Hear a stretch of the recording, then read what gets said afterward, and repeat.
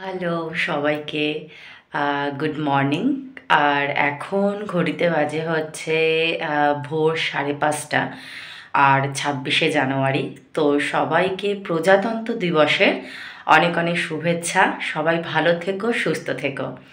আর আজকের আমার যে ভ্লগটা সেটা কিন্তু একটু লেন্দি হবে, একটু বড় হবে, কারণ আমরা এখানে মানে আসামে যতজন এই যে এলাকাতে থাকি সেখানে যে কজন বাঙালি আছে, তো সবাই মিলে আমরা কিছুদিন আগে থেকেই ঠিক করেছি যে এই 26শে জানুয়ারির দিনকে আমরা একটা পিকনিকে যাব।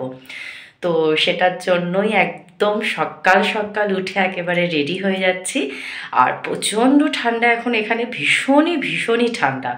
তো যাই হোক, আমি তো অলরেডি উঠে গেছি, তো সাথে অলরেডি একটুখানি গরম জল খাচ্ছি প্রথমে সকালে উঠেই।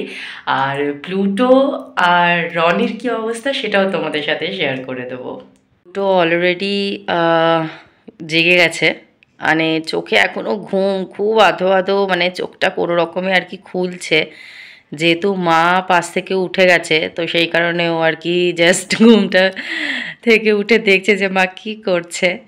আর ওকে কালকে রাত্রিরেই আমরা বলেছি এবং কোনো অসুবিধাও করেও না।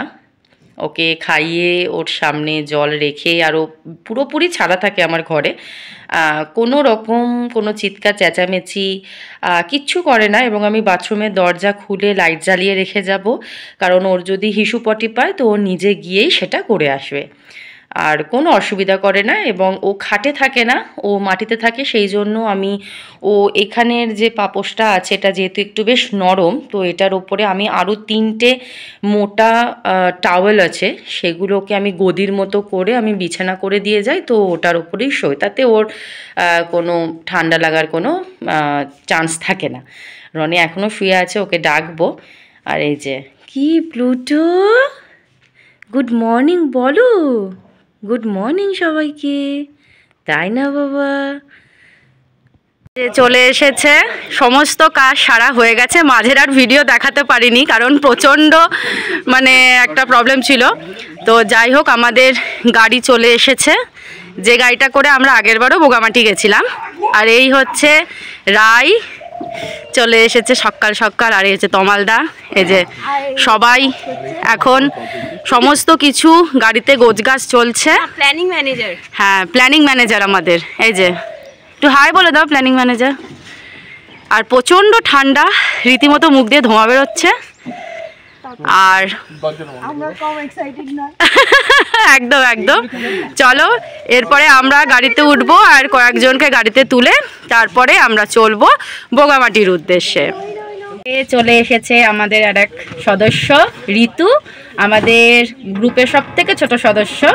তো আমাদের মেয়েদের দেখেই মনে হচ্ছে ভীষণ ঠান্ডা লাগছে, ছেলেদেরও ঠান্ডা লাগছে, তবে ওটা সোয়েটার পরেছি না, আমি একটাই পরেছি আর মাথায় যাই হোক এটা বেঁধে নিয়েছি, অসুবিধা নেই।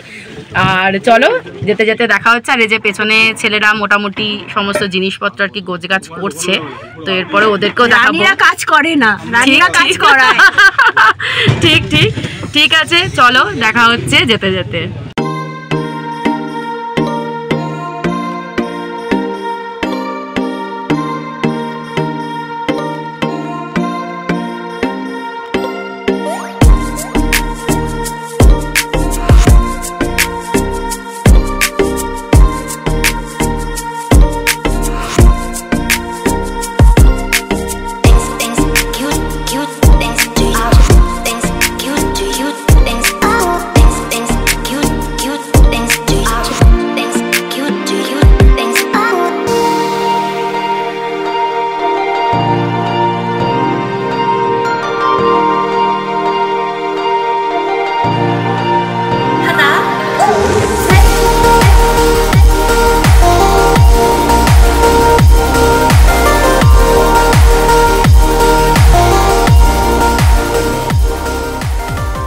যেতে এটা রাস্তাতে, এটা হচ্ছে এখানে মানে ভাপা পিঠে বলে, সেটা এখানে হচ্ছে কেটলি পিঠা বলা হয়। তো এই পিঠেটা ভীষণ পছন্দ সবার, তো আমরাও গাড়ি থেকে নেমে এসে পিঠেটা খাওয়ার জন্য দাঁড়ালাম। কিন্তু যেহেতু অনেক সকাল থেকেই হচ্ছে তাই দিদি বলল যে একটু কম আছে, তো আমরা সেটা ভাগ বাটোয়ারা করে খাবো। আর আমার এই পিঠেটা ভীষণই পছন্দ, ভাপা পিঠে কাম এটাকে বলে, মানে যেটা কেটলি পিঠা আর কি, ভীষণ ভালো লাগে। আর যাই হোক আমরা 10 জন রয়েছি, কিন্তু আমাদের এখানে 6টা আমাদের ভাগ্যে জুটেছে, কারণ বাদবাকি সমস্তটাই শেষ। তো 6টা আমরা ভাগ ভাগ করে আর কি খাবো। মিষ্টি কম না? ও আসলে ওর সবই শেষ হয়ে গেছে, ওর যা যা মানে ইনগ্রিডিয়েন্টস ছিল সবই মোটামুটি শেষ। 6টা আছে। না না, অনেক সকাল থেকেই, তাই 6টা পিঠে আমরা সবাই মিলে ভাগ বাটোয়ারা করে খাবো। একদম ধোঁয়া উঠছে গরম গরম। বাড়ি যখন বোগামাটিতে আর কি যায় পিকনিক করতে, তো গোড়েশ্বরে এসে ঘোষ কেবিন থেকেই আমরা প্রথমে আমাদের ব্রেকফাস্টটা সারি। তো এখানে গরম গরম কচুরি ভাজা হচ্ছে। তো এই গরম কচুরি, এখানে প্রচুর মিষ্টি রয়েছে, আর আমরা এখন ভেতরে ঢুকে গিয়ে বসবো জাস্ট খাবার জন্য। আসছে আসছে, ঋতু জায়গা নিয়ে নিয়েছে, ঋতু বসছে এখানে, যে ঋতুর নাকি ফটো ভালো আসবে তাই জন্য।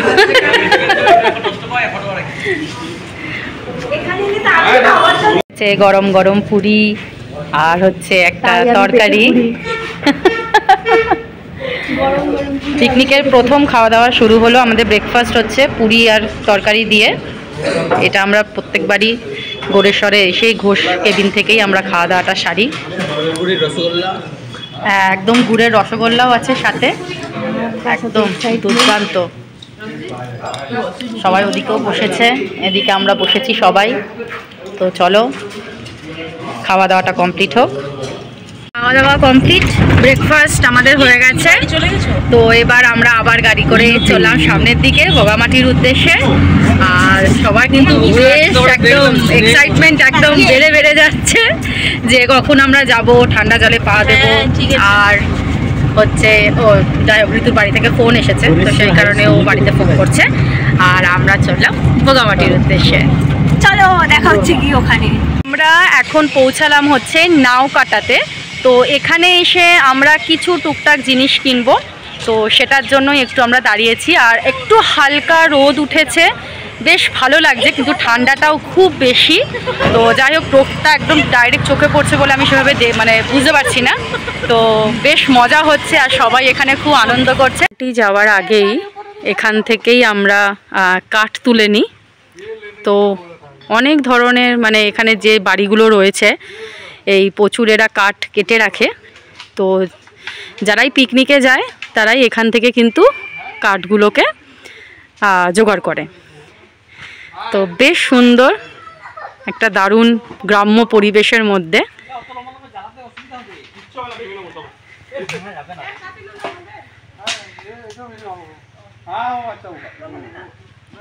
এই যে প্রচুর কাঠ রয়েছে, ওদিকেও আছে, ভেতরেও আছে। এই যে এখান থেকে কাঠ সব তুলছে। কি নাম? লক্ষ্মী। তোমার? ঋতু।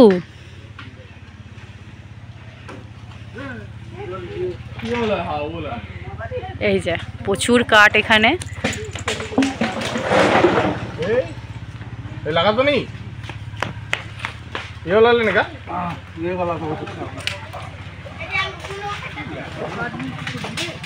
এই কাঠ নিয়ে তারপর ওখানে গিয়ে জ্বালানি মানে কাঠের জালেই আর কি রান্না হয়। এদিকেও প্রচুর রয়েছে। এই যে আমরা পৌঁছে গেলাম বোগামাটি পিকনিক স্পটে। আর এখানে আর এই যে আর একজন খুব টক কুল খাচ্ছে, ওর মানে এত টকটা ওর কিছু লাগছে না। তখন থেকে না ছিটকাচ্ছে। আমি খাইনি, কারণ যেহেতু সরস্বতী পুজো হয়নি সেই কারণে আমি এখনো অবধি আমি টক কুল খাইনি। তো পৌঁছে গেলাম বোগামাটিতে। চলো এইবার শুরু হবে আমাদের পিকনিকের আসল মজা। দেখার মতো গেলাম হচ্ছে বোগামাটি পিকনিক স্পটে। যেহেতু এখন শীতকাল সেই জন্য নদীর জল অনেকটাই একটু কম আছে, কিন্তু এবারে যেন মনে হচ্ছে নদীর জলকে একটুখানি কালো কালো লাগছে, জানি না কেন। তো ওই যে পাশটা দেখতে পাচ্ছ যে পাহাড় দিয়ে যে জঙ্গল যে জায়গাটা আর কি, এখন একটু কুয়াশা আছে সেই জন্য পুরো পরিষ্কার বোঝা যাচ্ছে না। ওই দিকটা হচ্ছে ভুটান, আর মাঝের এই জায়গাটা পেরিয়ে আসলে আমরা যেখানে দাঁড়িয়ে আছি সেই জায়গাটা হচ্ছে আসাম। তো ভীষণ সুন্দর জায়গা। আর 26শে জানুয়ারির জন্য যেহেতু রবিবার আর ছুটির দিন, তাই প্রচুর মানুষ এসেছে এখানে পিকনিক করতে।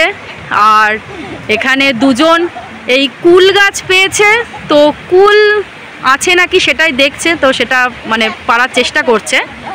আমাদের গাড়িটাও এখানে অলরেডি দাঁড়িয়ে রয়েছে, আর ছেলেরা মোটামুটি দেখছে যে কোন জায়গাটাতে পিকনিক করলে বেটার। আর একটা জিনিস তোমাদের যেটা দেখাবো সেটা হচ্ছে এই দেখো হাতির পটি, একদম তাজা। কারণ এই যে জায়গাটা দেখতে পাচ্ছ, ভুটান থেকে কিন্তু হাতি একদম পেরিয়ে কিন্তু এইদিকে আসে, এবং এখানের প্রত্যেকটা জায়গায় কিন্তু হাতির একদম তাজা তাজা পটি পাবে। এবং সবাই কিন্তু এই মানে হাতির এই পটিটা দিয়েই কিন্তু অনেকে জ্বালানি করে আর কি, মানে কাঠের জাল দেয়।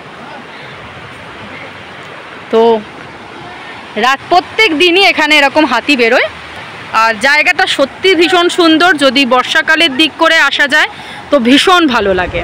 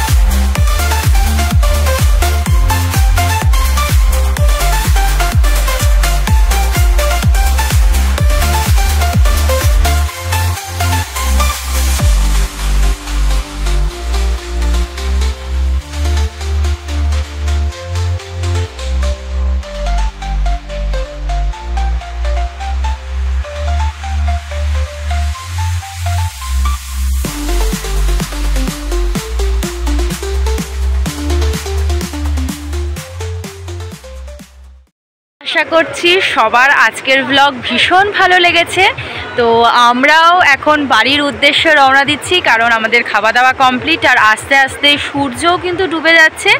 আর ওপারের ভুটান যেন দেখতে অপূর্ব সুন্দর লাগছে, আর মাঝখান দিয়ে যে নদী বয়ে যাচ্ছে তার আওয়াজ শুনতে সত্যি ভীষণ ভালো লাগছে। আমাদের খাওয়া দাওয়া কমপ্লিট, সমস্ত বাসন কোসনও একদম পরিষ্কার ঝকঝকে। তো এবার আমরা চলবো বাড়ির দিকে। তো আজকের মতো এখানেই, নেক্সট দেখা হচ্ছে আমাদের নেক্সট একটা ভিডিওতে। তো সবাইকে সাথে থাকতে হবে, চ্যানেলটা অবশ্যই সাবস্ক্রাইব করতে হবে, লাইক করতে হবে, আর আমার সাথে থাকতে হবে, কারণ আগামী দিনে কিন্তু আসামের আরও সুন্দর সুন্দর ভিডিও কিন্তু তোমাদের সাথে শেয়ার করবো। চলো এখনকার মতো টাটা।